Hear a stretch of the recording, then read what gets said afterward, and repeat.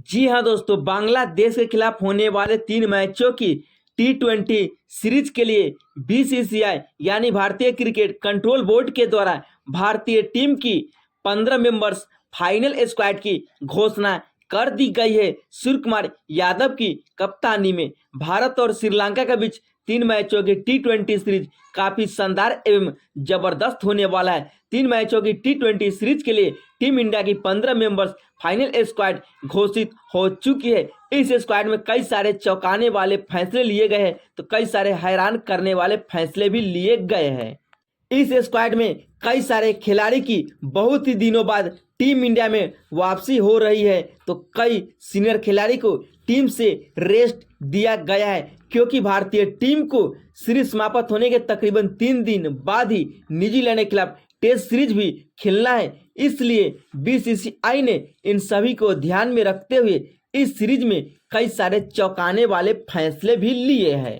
तो आखिरकार भारतीय टीम के स्क्वाड में किन 15 खिलाड़ी को मौका मिला है तो किस खिलाड़ी को बाहर का रास्ता दिखाया है। सोमवार को देर रात हुई मीटिंग के बाद बीसीसीआई ने यह कन्फर्म कर दिया है कि भारतीय टीम की स्क्वाड में इन 15 खिलाड़ी को मौका मिला है। जी हाँ दोस्तों, टीम सेलेक्टर अजीत अगरकर नए हेड कोच गौतम गंभीर ने यह साबित कर दिया है कि हम बांग्लादेश के खिलाफ 3 मैचों की टी20 सीरीज को अपने सरजमी पे जीतती हुई नजर आने वाली है। जी हाँ दोस्तों, ईशान किशन की बहुत ही दिनों बाद टीम इंडिया में वापसी होने जा रही है। इतना ही नहीं, इनके अलावा रियान पराग भी टी20 स्क्वाड का हिस्सा बन चुके हैं। वही जिम्बाब्वे में कमाल दिखाने वाले अभिषेक शर्मा को भी भारतीय टीम के स्क्वाड में अब मौका मिल चुका है। तो इस सीरीज से स्टार ओपनर बल्लेबाज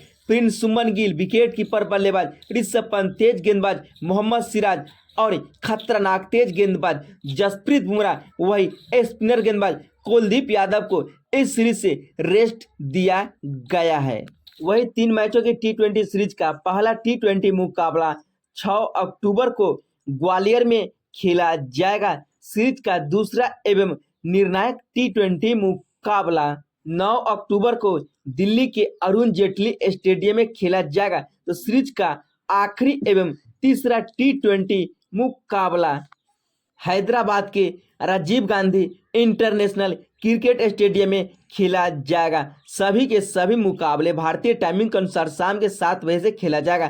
3 मैचों की टी20 सीरीज के लिए भारतीय टीम की 15 मेंबर्स फाइनल स्क्वाड कुछ इस प्रकार से घोषित की गई है। जी हाँ दोस्तों, इसमें 3 ओपनर बल्लेबाजों को शामिल किया है, जिसमें सबसे पहला नाम युवा ओपनर बल्लेबाज यशस्वी जायसवाल का आता है।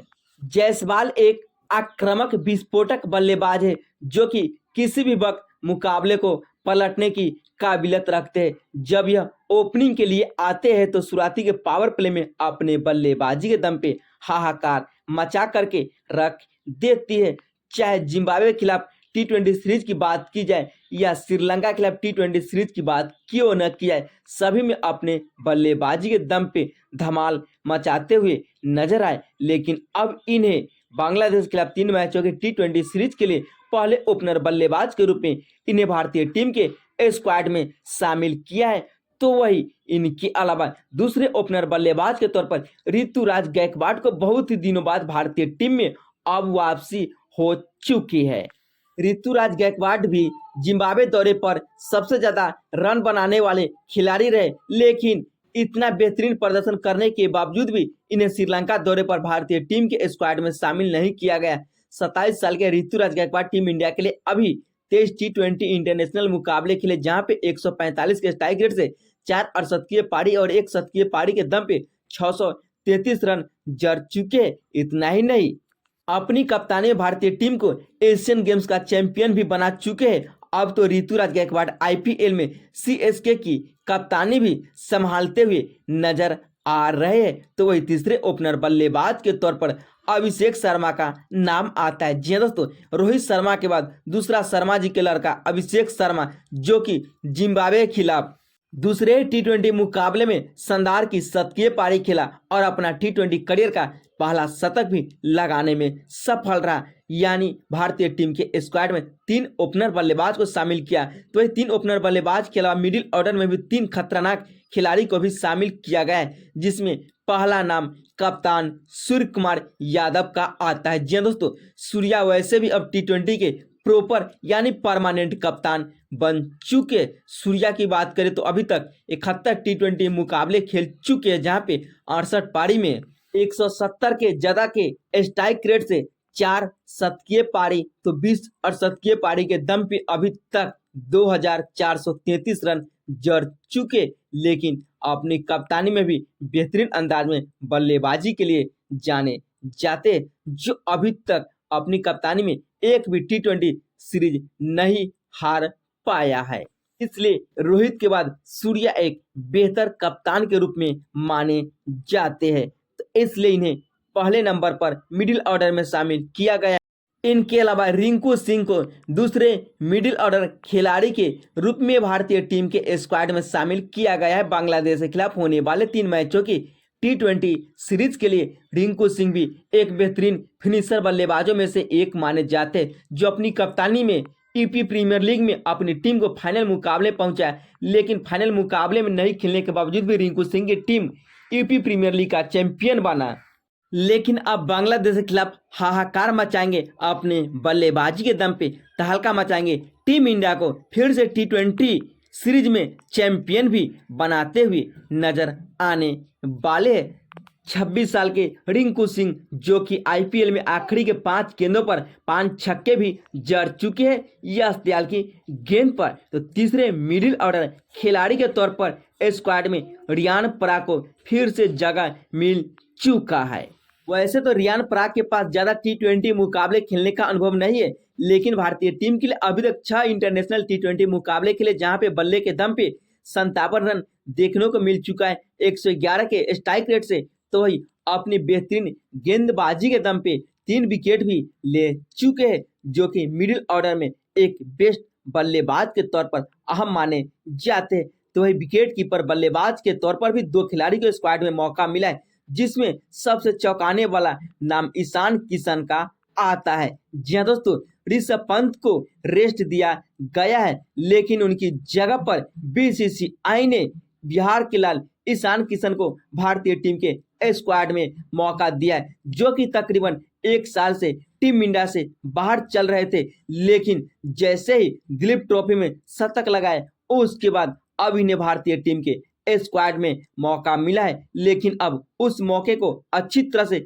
निभाना चाहेगी और भारतीय टीम में हरदम हमेशा अपनी जगह बनाना चाहेगी। ईशान किशन 32 T20 मुकाबले खेले, जहां पे इनके बल्ले से 933 रन देखने को मिला। तो वही दूसरे विकेट कीपर बल्लेबाज के तौर पर संजू सैमसन को भारतीय टीम के स्क्वाड में शामिल किया है। जी हाँ दोस्तों, श्रीलंका के खिलाफ लगातार 2 T20 मुकाबले में इन्हें खेलने का मौका मिला, लेकिन वहां पर भी लगातार दोनों T20 मुकाबले में खाता तक भी नहीं खोल पाया। उसके बावजूद भी इन्हें फिर से भारतीय टीम के स्क्वाड में मौका मिला और BCCI इन्हें एक और मौका देना चाहती है विकेट कीपर बल्लेबाज के तौर पर, जो कि जिम्बाब्वे के खिलाफ बेहतरीन अंदाज में बल्लेबाजी की और लंबे लंबे छक्के भी जड़ते हुए नजर आ रहे थे। लेकिन इन सभी के अलावा ऑलराउंडर में भी 3 खिलाड़ी को शामिल किया है, जिसमें सबसे बड़ा नाम 33 नंबर की जर्सी वाली हार्दिक पांड्या का आता है। हार्दिक जैसा हार्दिक्स नहीं। जी हाँ दोस्तों, हार्दिक पांड्या की बात करें तो 30 साल के हार्दिक पांड्या टीम इंडिया के लिए अभी तक 102 इंटरनेशनल T20 मुकाबले खेले, जहां पे बेहतरीन अंदाज में बल्लेबाजी और फिनिशिंग टच के दम पे अभी तक 1523 रन जड़ चुके हैं। तो वही कमाल की गेंदबाजी के दम पे 86 विकेट इनके नाम है, जो कि एक बेस्ट ऑलराउंडर में से एक माने जाते हैं। तो दूसरे ऑलराउंडर खिलाड़ी के तौर पर शिवम दुबे को भारतीय टीम के स्क्वाड में शामिल किया है। जी हाँ दोस्तों, बांग्लादेश के खिलाफ शिवम दुबे भी बेहतरीन अंदाज में गेंदबाजी और बल्लेबाजी करते हुए नजर आएंगे। शिवम दुबे तो वैसे अब हार्दिक के बाद दूसरे खतरनाक ऑलराउंडर खिलाड़ी बन चुके हैं जो किसी भी वक्त अपने बल्लेबाजी के दम पे मुकाबले को पलट सकते हैं। वैसे तो यह किसी भी पोजीशन पर बल्लेबाजी के लिए आ जाते हैं, लेकिन इनके अलावा तीसरे ऑलराउंडर खिलाड़ी के तौर पर अक्षर पटेल का नाम आता है। जी हाँ दोस्तों, 30 साल के अक्षर पटेल भी एक बेहतरीन ऑलराउंडर में से एक माने जाते हैं, जो अपनी स्पिनर गेंदबाजी के सामने बड़े बड़े बल्लेबाज को परेशान करते हुए नजर आते हैं और अपने बल्लेबाजी के दम पे मुकाबले को भी फिनिश करते हैं। और गेंदबाजी में क्या ही कहना, जितना तारीफ की जाएगी उतना ही कम पड़ जाएगा अक्षर पटेल की बेहतरीन गेंदबाजी को, क्योंकि यह कमाल के अंदाज में गेंदबाजी करते हैं। तो इन सभी के अलावा 12वें नंबर पर एक स्पिनर गेंदबाज के तौर पर टीम में रवि बिश्नोई को शामिल किया है। जी हाँ दोस्तों, बिश्नोई 23 साल के रवि बिश्नोई 32 टी20 मुकाबले में अभी तक 7.8 की इकोनॉमी से 48 महत्वपूर्ण विकेट ले चुके हैं।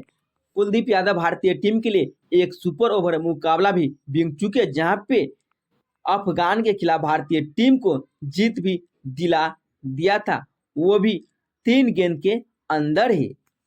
तो रवि बिश्नोई के अलावा आखिर में 3 खतरनाक तेज गेंदबाजों के स्क्वाड में मौका मिला है, जिसमें पहला नाम अक्षदीप सिंह का आता है। बाएं हाथ के खतरनाक तेज गेंदबाज अक्षदीप सिंह, जो कि टी20 वर्ल्ड कप के चैंपियन भी है।